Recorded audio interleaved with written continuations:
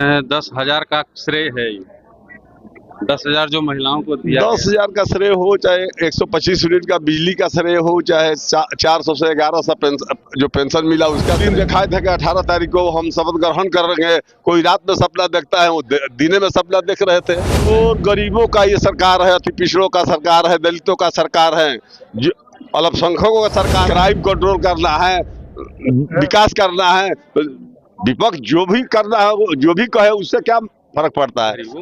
देखिए, हमारे साथ संदेश विधानसभा से जदयू के विधायक राधा चरण सेठ जी हैं।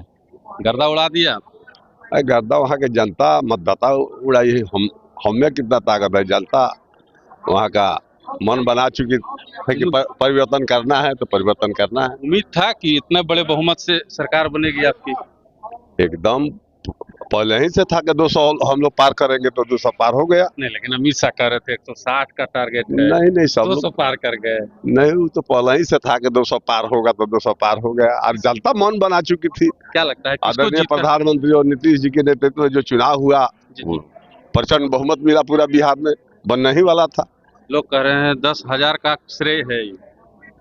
10,000 जो महिलाओं को दिया 10,000 का श्रेय हो, चाहे 125 यूनिट का बिजली का श्रेय हो, चाहे 400 से 1100 जो पेंशन मिला उसका श्रेय हो। लेकिन आदरणीय नेता जो काम किए, विकास किए, सबको एक समान जाने, सभी जाति धर्म को एक समान जाने, तभी ना मैंने वोट मिला। विपक्ष लगातार कह रहा है वोट चोरी कर लिए, वोट खरीद लिए आप 10,000 महिलाओं को। तो विपक्ष यही काम में है। वो तो कौन दिन दिखाए थे कि 18 तारीख को हम शपथ ग्रहण कर रहे हैं। कोई रात में सपना देखता है, वो दिने में सपना देख रहे थे।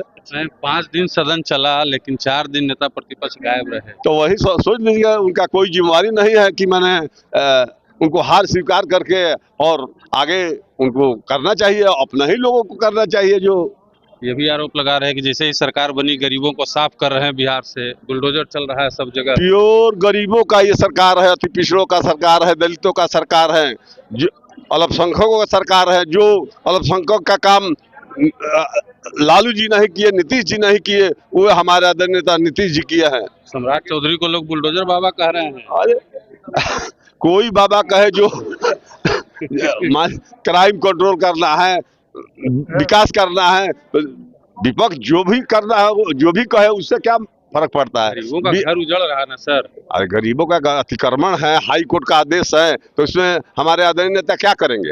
आप कोर्ट का बात नहीं मानेंगे तो कोर्ट ऑफ कंटेम्प्ट चलेगा। विपक्ष कह रहा है कि पहले उन लोगों को विपक्ष का तो काम है बचाने का व्यवस्था कर लेते। बहुत लोग हो ही रहा है, धीरे धीरे हो रहा है। नहीं, करोड़ों करोड़ लोगों का इंतजाम हो रहा है और होगा। अच्छा, निशांत के राजनीति में आने की खबरें हैं। निशांत कुमार के, आपको क्या लगता है, आना चाहिए उनको?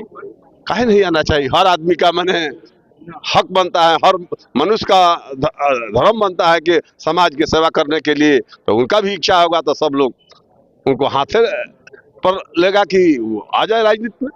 तो आना चाहिए, एकदम आना चाहिए। चलिए, देखिए राधा चरण सेठ हैं और तमाम बातों पर अपनी प्रतिक्रिया दे रहे थे। आप क्या सोचते हैं कमेंट बॉक्स में जरूर बताइएगा। मिलते हैं अगले वीडियो में, देखते रहिए मगही न्यूज़। धन्यवाद।